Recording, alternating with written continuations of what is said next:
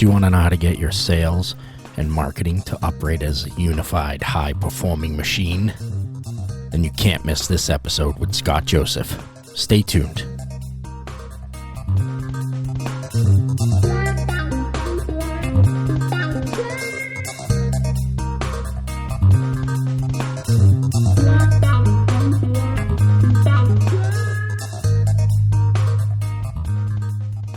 Two words ring true for all of us in the automotive service space: the phones.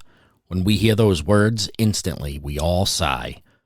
Because as much change as our industry has seen, we still get an overwhelming amount of calls. No need to sigh, though. That's where a good BDC comes in handy, doesn't it? I know the team at Traver Connect personally, and these guys get it. And they can help you build your service BDC. Or you can use their team to catch the calls you miss from their well-trained team of agents, or have them make outbound calls and set new appointments. Give Traver Connect a call today. As they say, revenue doesn't leave a message at the beep. TraverConnect.com.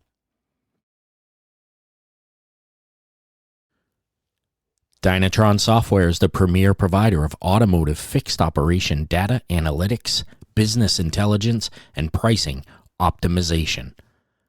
We are changing the way that automotive dealerships look at their service department profitability and revenue streams. We are laser focused on profit management for fixed operations and uncovering hidden opportunities for our clients. Reach out to Dynatron Software today. DynatronSoftware.com.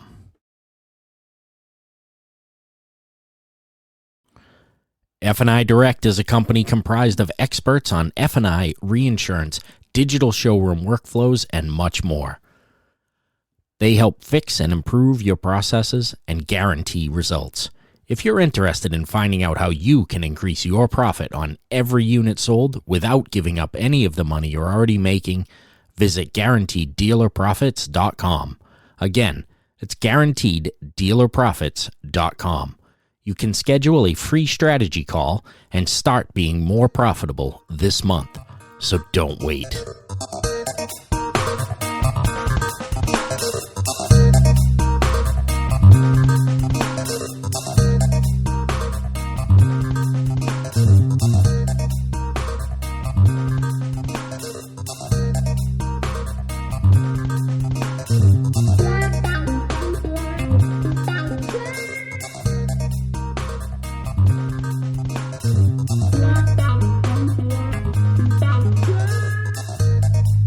Welcome back, everybody. Today, we are excited to have Scott Joseph, CEO of J&amp Marketing, with us. Scott, welcome to the Fixed Ops Mastermind podcast. Thank you, Dave. Welcome. It's good to be here. Absolutely. It's been a long time getting this done, but we're finally here in the same room virtually, so to speak.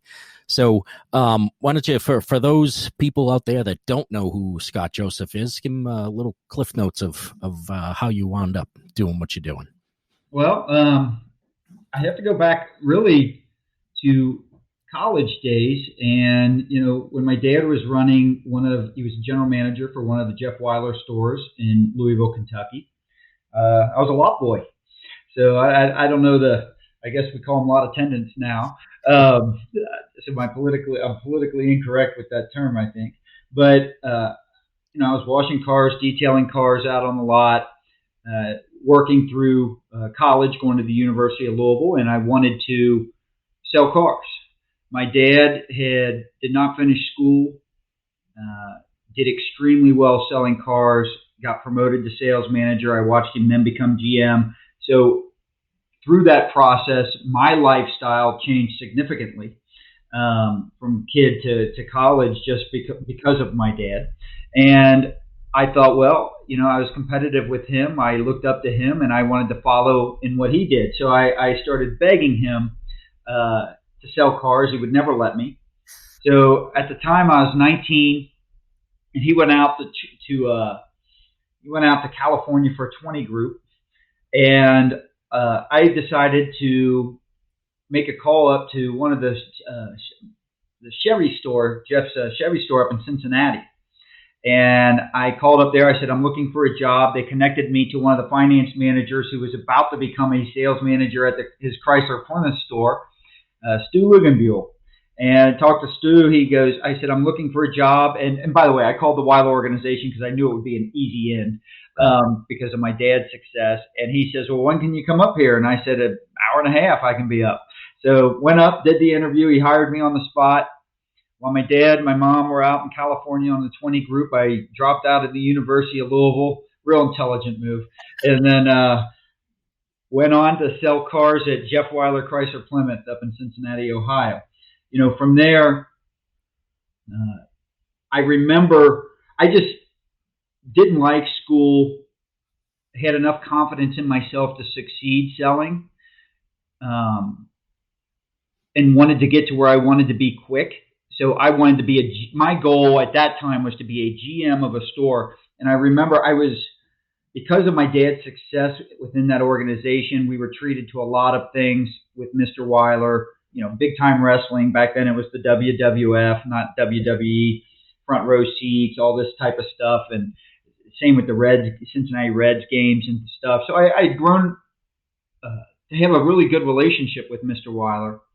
And about 4 months in, and by the way, my first 4 months were brutal. Got my nose bloodied plenty and realized very quickly, wow, this is not going to be as easy as I thought, and wasn't that good initially.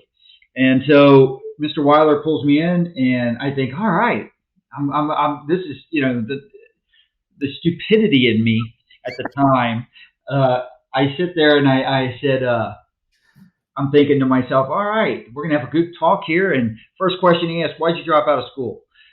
And I said, well, I want to be a GM. I know I can make more money selling. I don't think I need school for this. And he starts going into all this stuff about, well, in 10 years, still remember this is 30 something years ago. He goes, in 10 years, when I'm looking at you to become a GM, I am going to want someone that understands the Asian markets and all this and how it does this with the dollar. And I'm thinking to myself, at 19, I'm a college dropout at this point. I'm thinking to myself, what the shit does that have to do with selling cars? Right. And I still say it. But the real thought in my head, it kind of lost me from that point on because all I kept thinking is, I sure in the hell didn't. I hope I could say whatever on here. You're good. I'm thinking to myself, I didn't drop out of school to wait 10 years. If knew it was going to take me 10 years, I stayed in school and had fun. The school was a hell of a lot more fun than getting rejected left and right in this cold weather. So I lasted selling cars till I was 22 years old. And I had a friend that was actually selling direct mail sale events for a company when I was selling. I ended up going down selling with my dad because, I had to come up with all the excuses as to why I wasn't making it at a high level up in Cincinnati. So I ended up down with my dad and thought he can teach me the right way. I was doing very well, but we had a friend of mine who was selling direct mail sale events and sold an event to Green Tree Toyota at the time. And we killed it. Just crushed it. And he was making a lot of money. And he asked me, do you want to start something together? He's the L, Pat Luck. And I said, yeah. And so I went into my dad. I said, hey, I'm going to start this. I was 22. I said, I'm going to start this direct mail sale event company for auto dealers. And he goes, you'll be back here in 3 months. And so it kind of inspired me a little bit. But here I am. And so ultimately, running a store or owning a store was always in there. I just went about it. I've got 3 Honda stores. I went about it completely backwards. I started with the agency, and I was fortunate enough that it did very well. And then and still have it today at J&amp Marketing, and that allowed me to get the 3 dealerships. Yeah, so it's a somewhat traditional path, right? Where you the dropping out of school is. Yeah. From there, you kind of zigzagged your way through to the dealer principal position. Yeah. So, a bunch of lessons that we can unpack there. Number one is that it seems like most of us have been discouraged from being in this business at some point. Even though this business has provided a lot of us a very good living for our families. Yeah. And that's a theme that still kind of comes up, right? Where people are like, "Oh, don't go into this business, don't go into this business," and yet there's plenty of people like yourself that never finished college that are making a very good living for themselves, taking care of their families very well in this industry. Yeah, and you know what? If you are career focused, there's not a lot of industries you can come into and make this kind of money, and they don't care about your educational background. They don't care. It's, can you deliver results? Mm-hmm. And I mean, I absolutely love it. And it is a great community. The people have similar personalities. I mean, they all have a great sense of humor. And once you get into it, it's hard to get out of it because it's just becomes a strong passion. Yeah, it's absolutely right. And I mean, you said a big thing there with somebody who's career focused and somebody on the fixed ops side. I'm always looking for advisors or techs who are not looking for a job. They're looking for a career. They're looking for something to build on so that they can be there long term. And if that means ultimately that they outgrow the facility where we are and they move on to something higher because the opportunity wasn't there, that's fine. I'm happy that they're growing. But those are the people that we want are the career focused people, not the transient people who are coming in. I heard I can make a ton of money selling cars, so I'll come and do that for 6 months and then I'll move on. You want those people who are going to be there to move up to your sales manager, your general sales managers and GMs over the long term. That's what builds the retention of our customers. Yeah. Right. The only true downside, if you're a person coming out of school or thinking about coming into auto, is the potential hours you got to put in. But I would argue in any industry, if you are going to rise to a super high level, you're putting in the same amount of hours anyways. I don't know a lot of entrepreneurs. I don't know a lot of business owners that aren't sitting there. I work every weekend. I work harder now on weekends than I did when I was selling cars. Right. Yeah.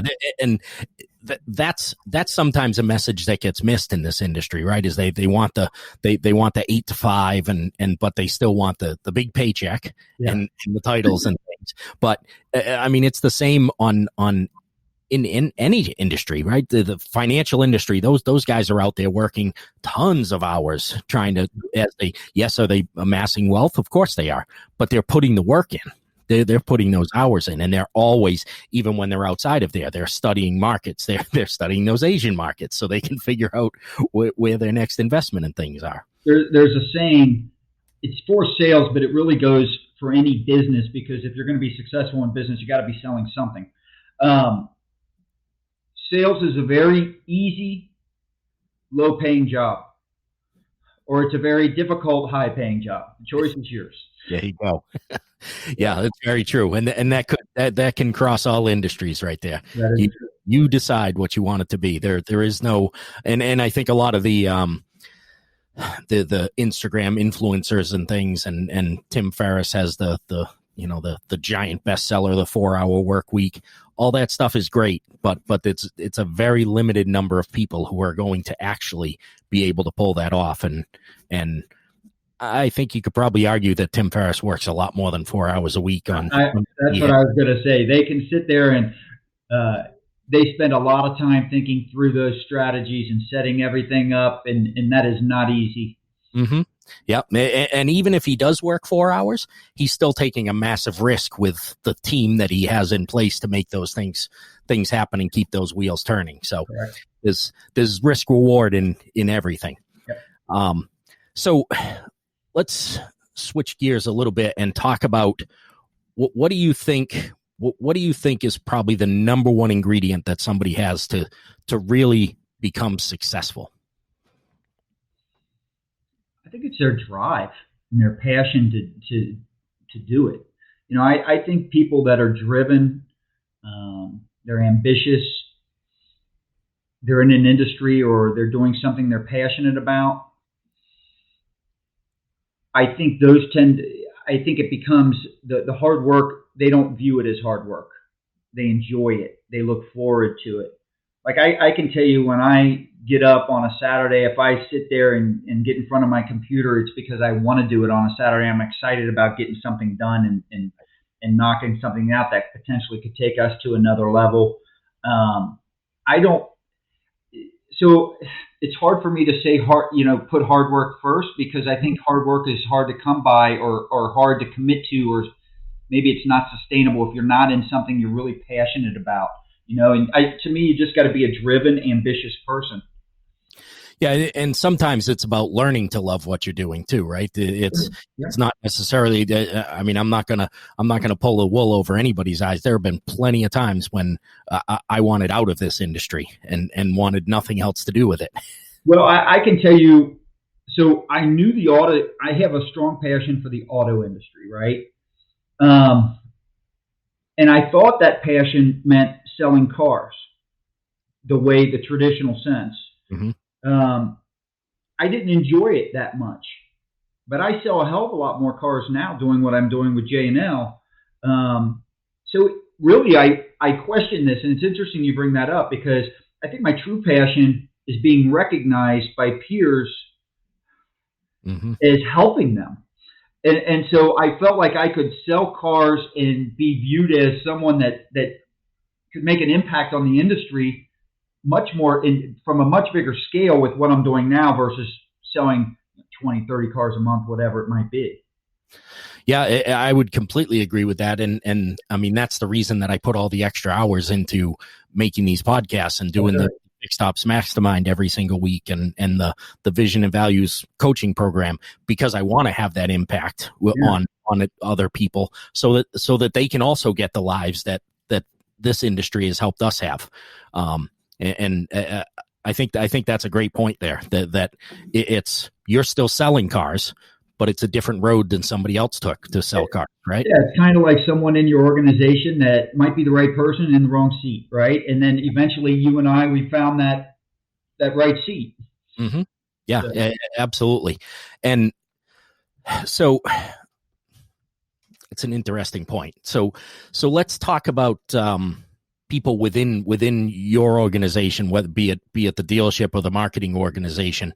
Yeah. So how do you help find those right seats for people? I mean, there's a lot of times, companies become this turn and burn. They're not the right person. Let's move them out, as opposed to, hey, maybe they would be better at this. This is what they enjoy. Maybe they'd be better at this. And then they could be a superstar in that other position. But if you don't give them that chance. So how do you go about transitioning people around? Well, first, I'm a culture guy. So to me, the first thing I'm looking for is, when I'm in an interview, can this person take me? I have to have fun when I work. Can this person take me from this state? And I'm sitting here thinking we're on video, right? From a low state possibly, and can they elevate that state throughout the interview? Do they make me feel better about them and myself? And does the energy level in the room rise? Right. Starting with the dealership. So first off, I do not handle the day-to-day operations of the store. I've got a managing partner, general manager, Joe Trujillo, does a fantastic job.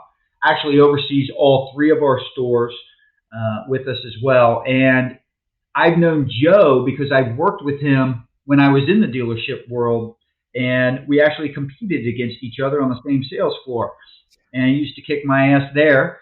And what was great is, as he elevated up to general sales manager and to GM, I had moved out and was selling events. And one thing I noticed, he moved to a couple stores within the same organization.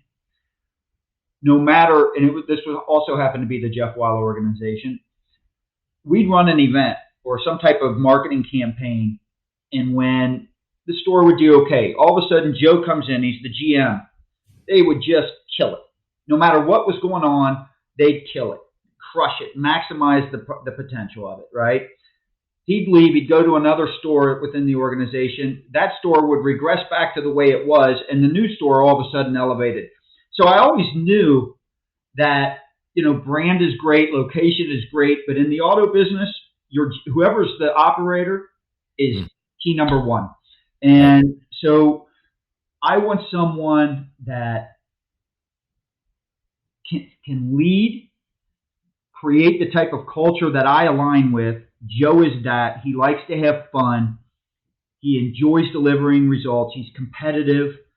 But I just knew him I was very fortunate because I was around him for so long and witnessed it firsthand. So that part was easy. And once you have that element, he believes in all the same things, and he's able to attract that type of stuff. We have very little turnover in Johnson City, the main store that he's at. The other two stores are in Missouri.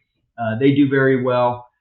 With J&L, we follow the same thing. We've got core values, innovation, passion, can-do attitude, honesty and integrity, and delivers results. These are not things that we are great at every day, but when we're operating at our best, these are the things that we touch on. And they're virtues. They're not something that you can necessarily teach. So when you're interviewing, you're looking for this, what I ask questions like, that have these people that I interview, can they prove to me that they're somewhat innovative?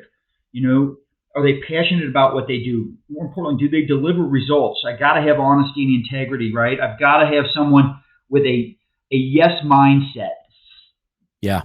In the vision and values coaching program, that's the first thing that I go to is setting up your core values. And those core values really become the morals of the corporation, right? That's as you just described your core values. Anybody in that organization can read those and understand what they are expected to act like and what the moral compass of that organization is. It doesn't say collect as much money as we can from the clients and deliver nothing. That's ultimately what is going to allow people to find their right seat in an organization, right? They may not be brought in to sit in the right seat, but having those core values for them to work by allows them to find their place in your organization or any organization. And be able to perform at their best. Because obviously, if they're doing the wrong job, then deliver results is not going to happen. Correct. As I think it was Albert Einstein that said you can't, if you judge a fish by its ability to climb a ladder or something like that. I don't know that. People always ask me if I had to prioritize which ones were most important, and I always say they're all equal. But in what you just said, I think brings up a very good point. If you're passionate about what you're doing, you're innovative, and you have this yes mentality, you're honest, it's because you love what you do, right? And you own it, you get it, you want it. Assuming you have the capacity to do it, then I think the results are much easier to come by in that situation. Yeah, absolutely. And you're not necessarily going to describe what you're doing as work. Right. Which is why you can do that on a Saturday, or I can sit in front of my computer at 10 o'clock at night after putting in a full day at the dealership to edit out a podcast, because those are the things that you're loving to do. And Dave, are you doing your own editing? I am. Oh man! All right.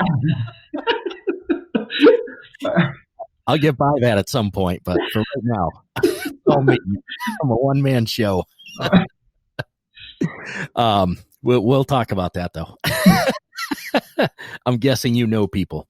I've got through the agency. I'm fortunate there on ours. So we've got Sydney, who does a great job. Yeah. So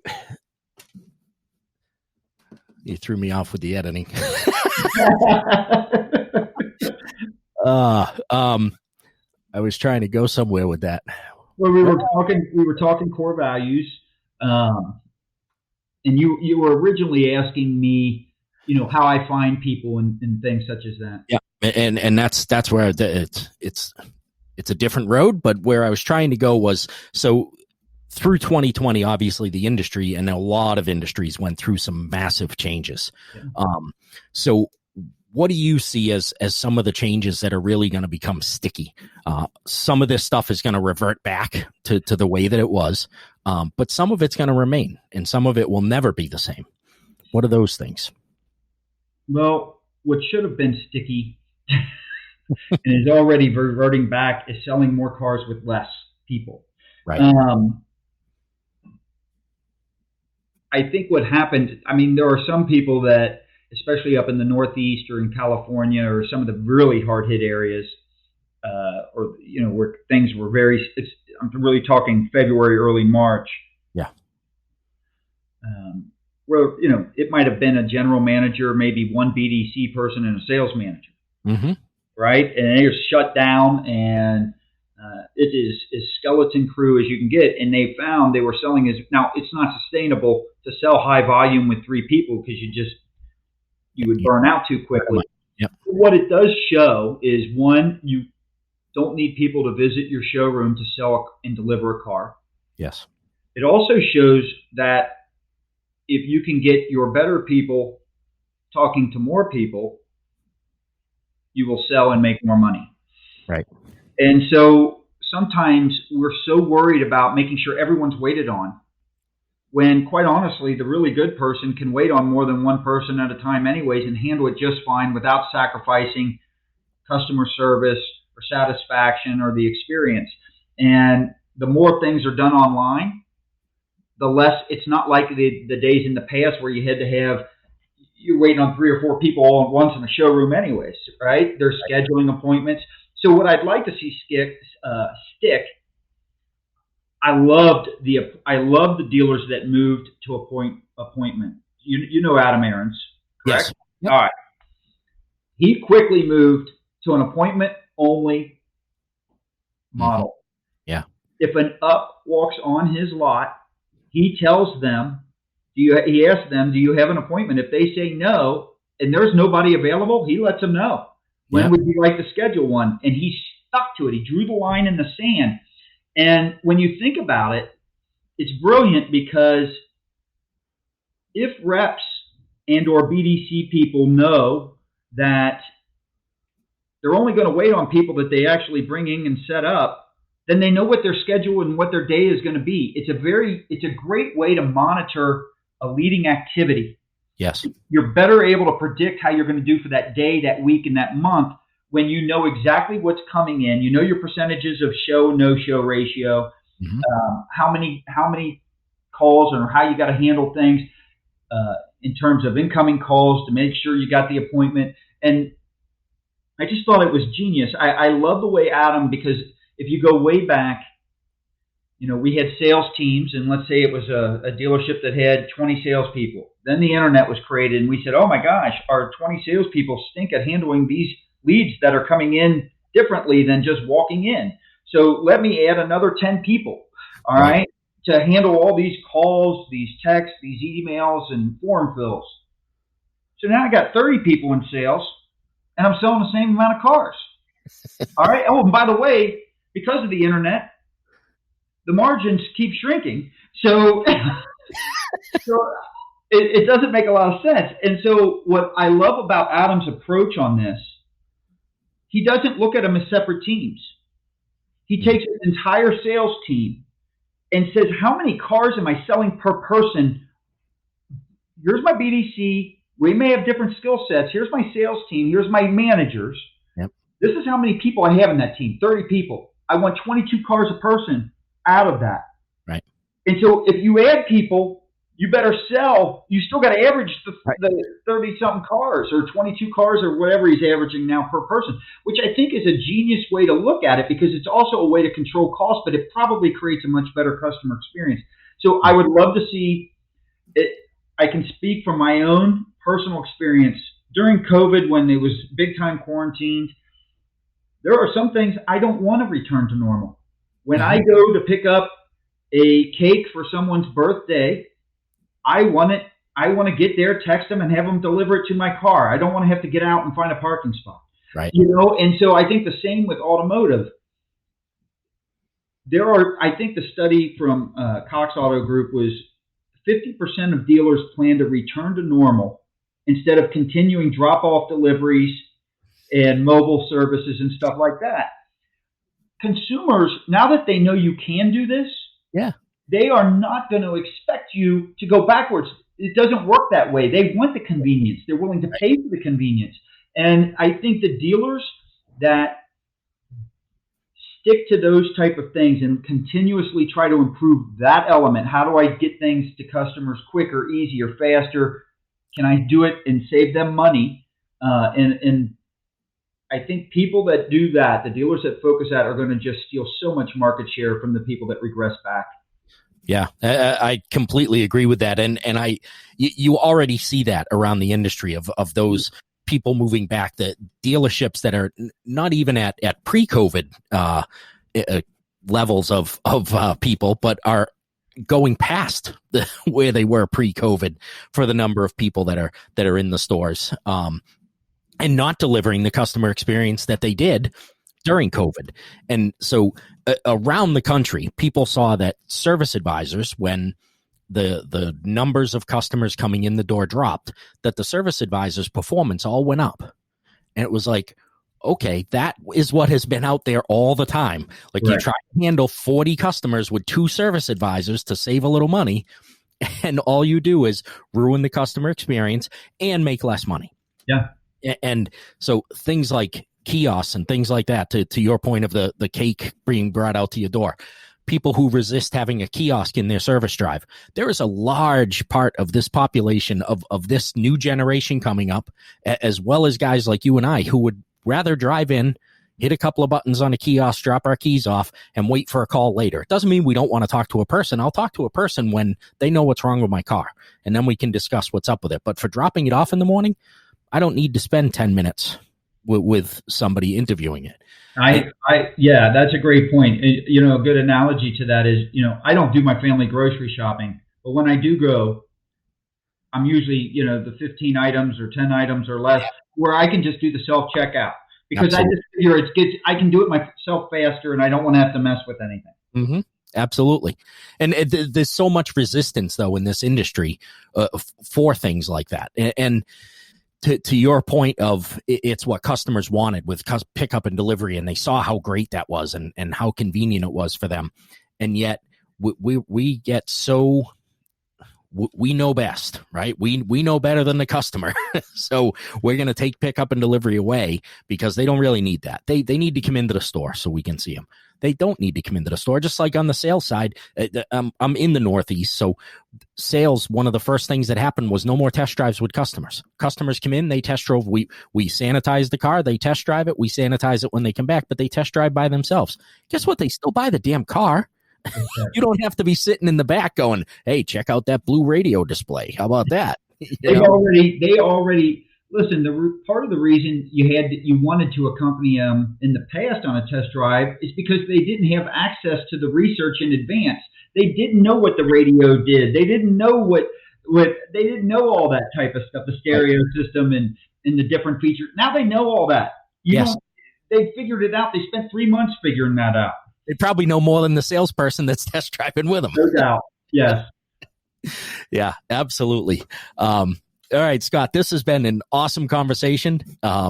It's hopefully this stuff will stick. And as you said, the dealers that recognize it are the ones that are going to excel and get the market share and be around in another 10 years. And those that that don't figure it out, they won't be here. So it's for the customer, it's all better. So Scott, thank you very much for being with us. I appreciate you taking the time out of your day. Thank you, Dave. Appreciate it. Awesome. Take care. Okay, everyone. That was Scott Joseph, CEO of J&amp Marketing. Great episode there. A little longer than what we normally do because the information was just that good. Remember to subscribe to the Fixed Ops Mastermind podcast. It helps us get this message out to more people. Tell a friend, tell 2 friends, ask them to tell a couple friends about us. We appreciate all of your time listening with us. We thank our sponsors, Traver Connect, Dynatron Software, and F&I Direct. Until next time, everybody.